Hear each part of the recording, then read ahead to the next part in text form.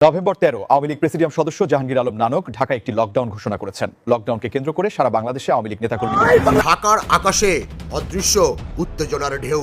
রাজধানী জুড়ে শোনা যাচ্ছে এক গোপন পরিকল্পনার কথা। ধানমন্ডিতে লাখো মানুষের সমাবেশ ঘটাতে যাচ্ছে কার্যক্রম নিষিদ্ধ রাজনৈতিক দল আওয়ামী লীগ। সাম্প্রতিক সময়ে আবারও শক্তভাবে মাঠে নেমে পড়েছে বাংলাদেশ আওয়ামী লীগ। আওয়ামী লীগ লকডাউন কর্মসূচি ঘোষণা দিয়েছে, আপনার মতামত কি? দেশের স্বার্থে আমি এই কর্মসূচিকে সমর্থন করি এবং দেশপ্রেমিক জনগণকে এই কর্মসূচি সফল করার অনুরোধ। জাগুন, এবার প্রধানমন্ত্রীকে স্বাগত জানাবার জন্য বিমানবন্দরের দিকে চলুন। এবার 13 তারিখের আগে ধীরে ধীরে মাঠ খালি করার চেষ্টা করা হচ্ছে, মাঠ খালি হয়ে যাচ্ছে। সব কটা ভয় আছে। এখন উপদেষ্টারা দেখবে সব কটা এখন কে পদত্যাগ করবে তার লাইন লেগে গেছে, কে পদত্যাগ করবে আর কে পালাবে। আওয়ামী লীগের 4 দিনের কর্মসূচির ঘোষণা, শেখ হাসিনার দাবিকে ভারত সরকারও সক্রিয়ভাবে সমর্থন দিতে শুরু করেছে বলে বেরিয়েছে খবর। আইন শৃঙ্খলার ছেলেখেলা পরিস্থিতির মধ্যে আওয়ামী লীগের হাকডাক যখন একসাথে ছোবল মারতে চাচ্ছে, তখন অধ্যাপক ইউনূসের মিত্ররা যমুনা থেকে যোজন যোজন দূর। আগামী 13 নভেম্বর ঢাকায় কি হতে যাচ্ছে এটি নিয়ে খুব আলোচনা হচ্ছে চারিদিকে। অন্তর্বর্তী সরকারের জন্য কতটা চ্যালেঞ্জিং হতে যাচ্ছে এই 13 নভেম্বর। ইউনূস সরকারের পতনের দাবিতে কঠোর আন্দোলনে নামার ইঙ্গিত দিয়েছে ক্ষমতাচ্যুত বাংলাদেশ আওয়ামী লীগ। কেবল দাবুঠি নিয়ে মাঠে নামলো আওয়ামী লীগ। শেষ রক্ষা পাচ্ছে না বিএনপি নেতাকর্মীরাও। নির্বাচন ঠেকাতে তাণ্ডব শুরু করেছে আওয়ামী লীগের নেতাকর্মীরা। দর্শক, নতুন একটা ভিডিওতে সবাইকে স্বাগত। বর্তমান বাংলাদেশের রাজনৈতিক প্রেক্ষাপট থেকে গুরুত্বপূর্ণ কিছু ভিডিও নিয়ে হাজির হয়েছি, যার কিছুটা অংশ বিশেষ আপনারা ইতিমধ্যেই ভিডিও শুরুতেই দেখেছেন। দর্শক, দেখে বুঝতে পারছেন আজকের ভিডিওটা কতটা গুরুত্বপূর্ণ এবং আকর্ষণীয় হতে চলেছে। দর্শক, আমি আর কথা বাড়াবো না, চলুন মূল ভিডিওতে নিয়ে যাই। তার আগে বলবো, যারা এখন পর্যন্ত আমাদের চ্যানেলটি সাবস্ক্রাইব করেন নাই, প্রতিনিয়ত আপডেট খবর পেতে আমাদের চ্যানেলটি সাবস্ক্রাইব করে পাশে থাকা বেল বাটনটি বাজিয়ে যাবেন। তো দর্শক, চলুন একটি লাইক দিয়ে সম্পূর্ণ ভিডিওটি মনোযোগ সহকারে দেখে আসি। বিভিন্ন টিভি টক শো তো নাই, সুতরাং ইউটিউব টক শোতে আমাদের বিভিন্ন নেতৃবৃন্দ এসে বলে যাচ্ছেন যে কিভাবে কি করতে হবে বা লকডাউন কিভাবে হবে এবং 13 তারিখ লকডাউন হবে সে বিষয়ে বলছেন ওনারা। দেখেন, আমার আপনাদের এই কথা শোনার পরে, মেসেজগুলো পাওয়ার পরে গত 2 দিনে আমি বিভিন্ন জায়গায় অনেকগুলো ঢাকা শহর অনেকগুলো ওয়ার্ড কমিশনার, তারপর নারায়ণগঞ্জ, সাভার, গাজীপুর, তারপর আপনার এদিকে চট্টগ্রামের দিকে অনেকের সাথে কথা বলেছি। অনেক জেলা পর্যায়ের নেতা, তারপর ওয়ার্ডের নেতা, এদের সাথে কথা বলেছি, সভাপতি সেক্রেটারি যারা যেখানে পেয়েছি সবাই বলতেছে তারা কিছুই পায়নি। তাহলে এখন আমি এই জন্য আমি চিন্তা করছি যে আসলে আপনাদের কি বলবো, যে ওনারাও এখন বুঝতে পারতেছেন না। এখন ঘটনা হচ্ছে যে আপনার যদি সারা বাংলাদেশের শুধু আওয়ামী লীগের যে কমিটিগুলো আছে, কমিটিগুলো থেকে প্রতিটা কমিটি থেকে যদি 5 জনও যায়, তাতেও মনে হয় 2 থেকে 5 লাখ লোক হয়ে যায় ঢাকায়। এটা বিধ্বংসী অবস্থা হইতে পারে। কিন্তু লকডাউনটাতে আমার মনে হয় না এখন পর্যন্ত বলেছে যে আপনারা সবাই ঢাকায় আসেন, ঢাকাতে করতে হবে না। এটা ঢাকা লকডাউন দিয়েছে সম্ভবত, লকডাউন টু ঢাকা। তাহলে ঢাকা লকডাউন হইতে হলে কত হচ্ছে যে লকডাউন বা এটার আরেকটা শব্দ হয়তো হইতে পারে অবরোধ। সেটা হচ্ছে যে আপনার রাজপথ, রেলপথ, নৌপথ, 3টার অবরোধ হলে ঢাকা শহর কলাপসড হয়ে যায়। আর হচ্ছে যে এরপরে ঢাকার ভেতরে স্কুল, কলেজ, মাদ্রাসা, ব্যাংক, বিমা, ইন্স্যুরেন্স কোম্পানি এগুলো সব বন্ধ করতে হবে বা কাম করতে পারবে না, এই পরিস্থিতি সৃষ্টি করতে হবে। তাহলে এই পরিস্থিতি যদি আমরা সৃষ্টি করতে যাই তাহলে কি করা যেতে পারে? এইদিকে দেখেন, আজকে 3 দিন ধরে বলছে যে মানে সেনাবাহিনী 50% উঠে যাবে, তার মানে আজকে সকাল থেকে উঠে যাওয়ার কথা।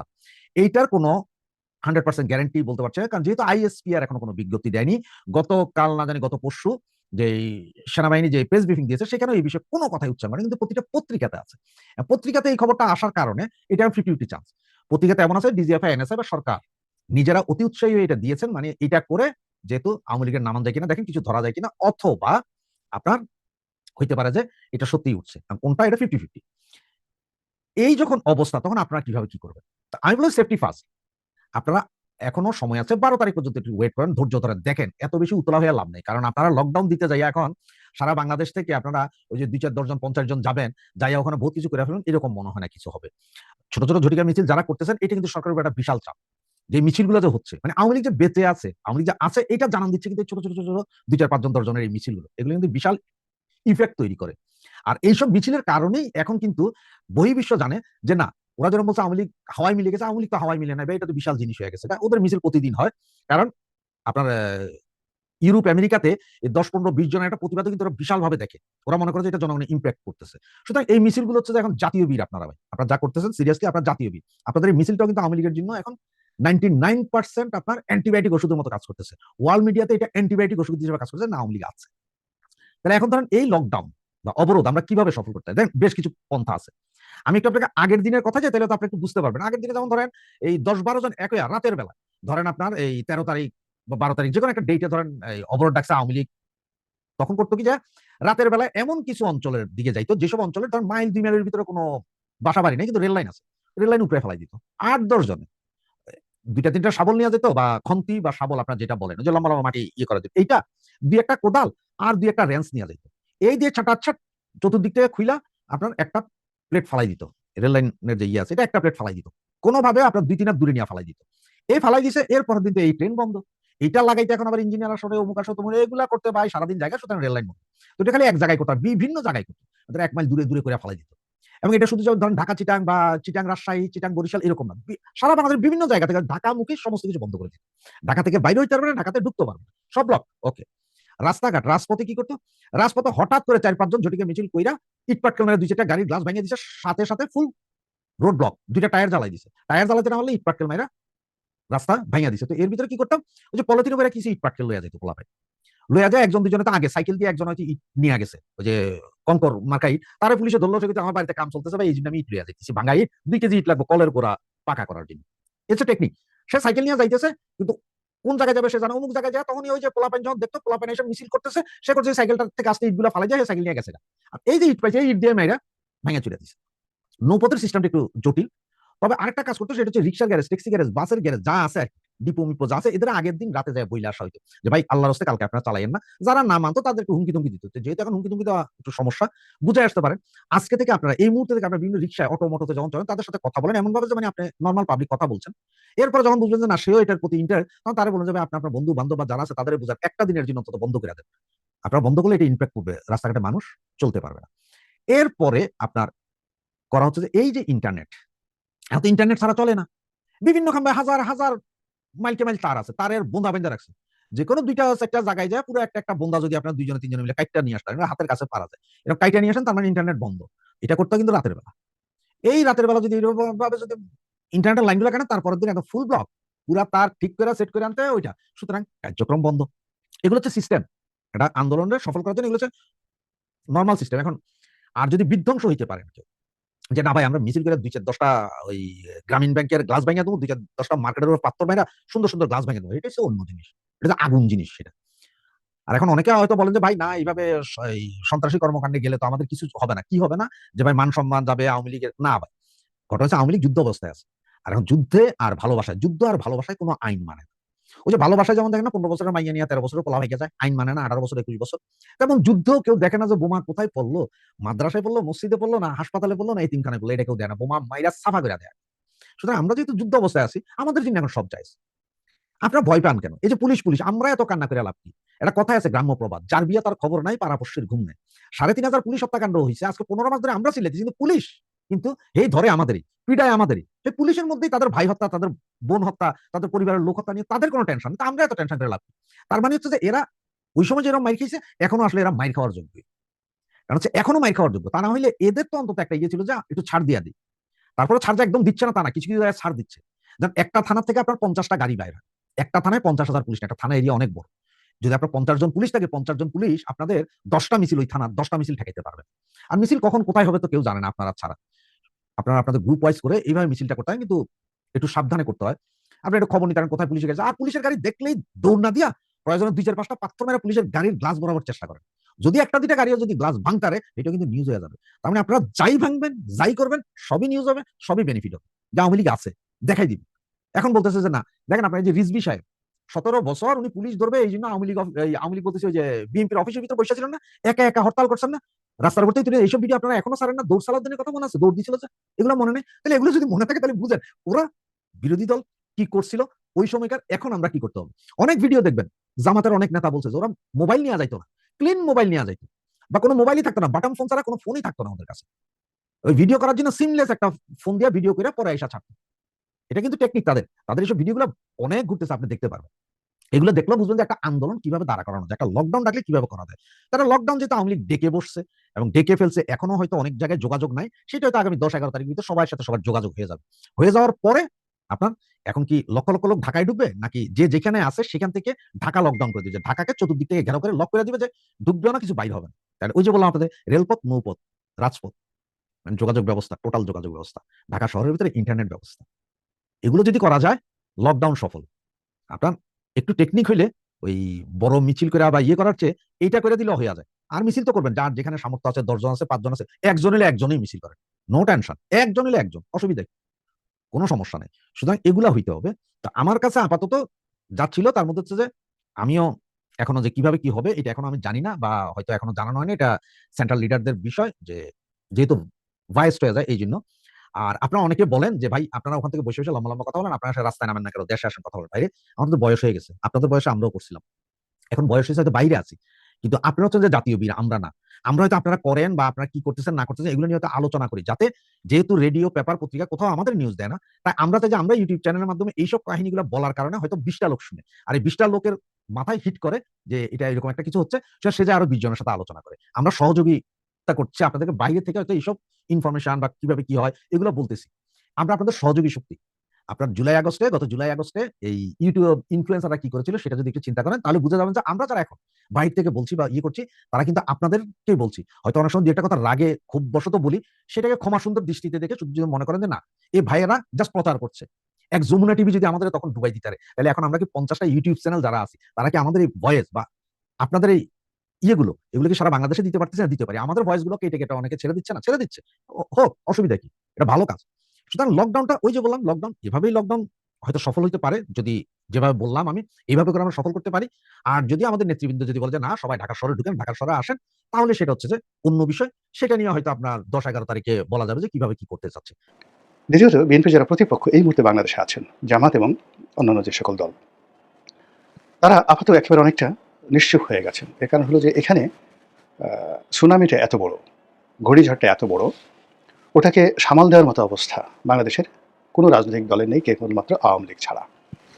আর বাংলাদেশে যারা আওয়ামী লীগের নেতাকর্মী রয়েছেন, তারা এখন যাকে বলা হয় অনেকটা বাস্তবতা বলি, মানে তারা এখন বিএনপি যারা লোকজন রয়েছে তাদেরকে রিকোয়েস্ট করছে তোমরা স্বতন্ত্র দাঁড়াও, যারা নমিনেশন পায়নি। আওয়ামী লীগ লোকজন বলছে আমরা ভোট দেবো। এর কারণ হলো নির্বাচন কিন্তু একটা রোগের মতো।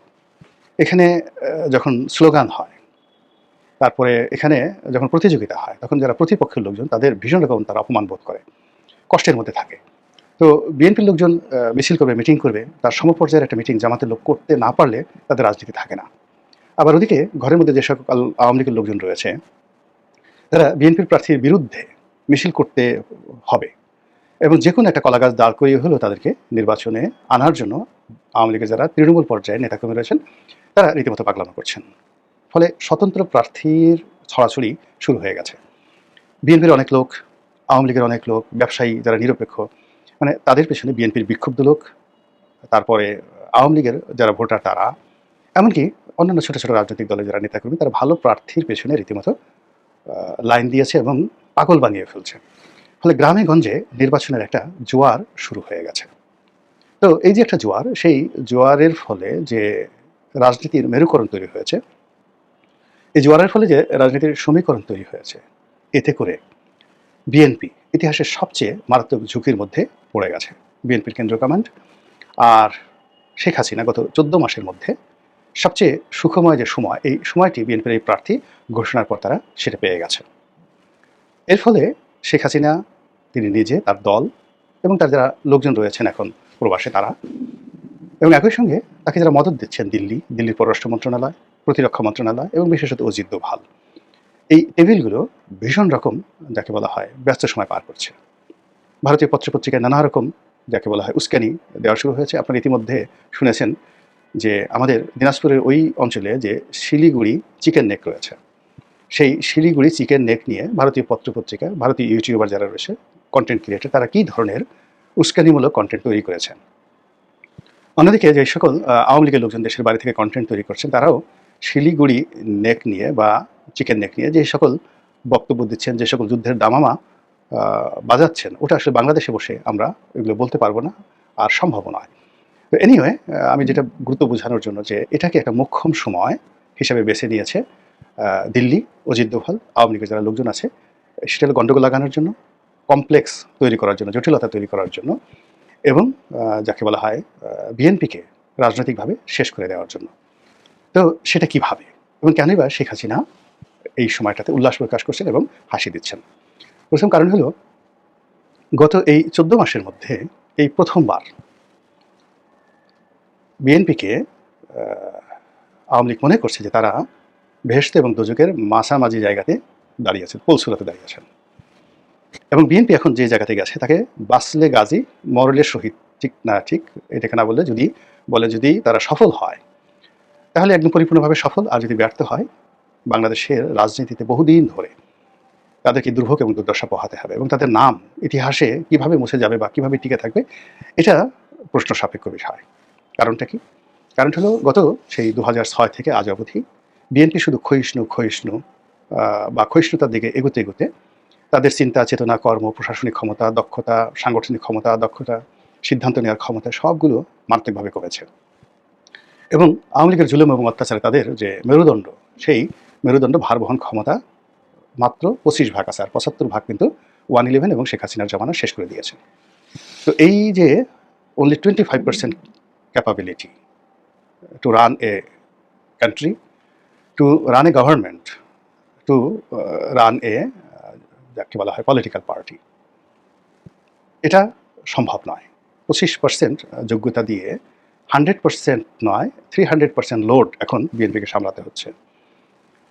ভারত, আমেরিকা, চীন, বিশ্বের সুপার পাওয়ারগুলো, তারপরে বাংলাদেশের অর্থনৈতিক সমস্যা, তার সঙ্গে সঙ্গে বর্তমান রাজনৈতিক চাপ, সব মিলে যদি আপনি দেখেন তাহলে অতীতের যে কোনো সময়ের চাইতে অন্তত 300 টাইমস যে চাপ, এই চাপ এবং তাপ বিএনপিকে বহন করতে হচ্ছে। কিন্তু বিএনপির এটা বহন করার ক্ষমতা অতীতের যে কোনো সময়ের চাইতে মাত্র 4 ভাগের 1 ভাগ আছে, এর বাইরে নেই। ফলে কি হলো, গত 14টি মাসে তাদের যে ভুল হয়েছে, ভ্রান্তি হয়েছে, বা তাদের যে দুর্ভোগ হয়েছে, দুর্দশা হয়েছে, দুর্নাম হয়েছে, বদনাম হয়েছে, এই সব কিছু তারা মিনিমাইজ করার চেষ্টা করেছে নেগোসিয়েশনের মাধ্যমে। তারা জামাতের সঙ্গে নেগোসিয়েশন করেছে, এনসিপির সঙ্গে নেগোসিয়েশন করেছে, ডক্টর মোহাম্মদ ইউনূসের সঙ্গে নেগোসিয়েশন করেছে। কিন্তু যেই মুহূর্তে তারা প্রার্থিতা ঘোষণা করেছে সঙ্গে সঙ্গে তারা সিঙ্গেল হয়ে গেছে, সিঙ্গুলার নাম্বার হয়ে গেছে।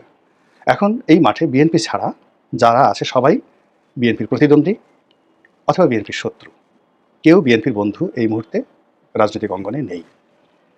এর ফলে কি হলো, শেখ হাসিনা, অজিত দোভাল তারা খেলতে পারবে বিএনপির অ্যাগেনস্টে। তারা এখন ইচ্ছে করে জামাতের সঙ্গে বন্ধুত্ব করতে পারবে গোপনে বা প্রকাশ্যে। তারা ইচ্ছে করলে এখন ডক্টর মোহাম্মদ ইউনূসের সঙ্গে সম্পর্ক করতে পারবে গোপনে অথবা প্রকাশ্যে, ভারতের মাধ্যমে অথবা তারা নিজেরা সরাসরি। তারা এখন ইচ্ছে করলে বিএনপির বিদ্রোহী প্রার্থীদেরকে নিয়ে খেলতে পারবে, বিনিয়োগ করতে পারবে।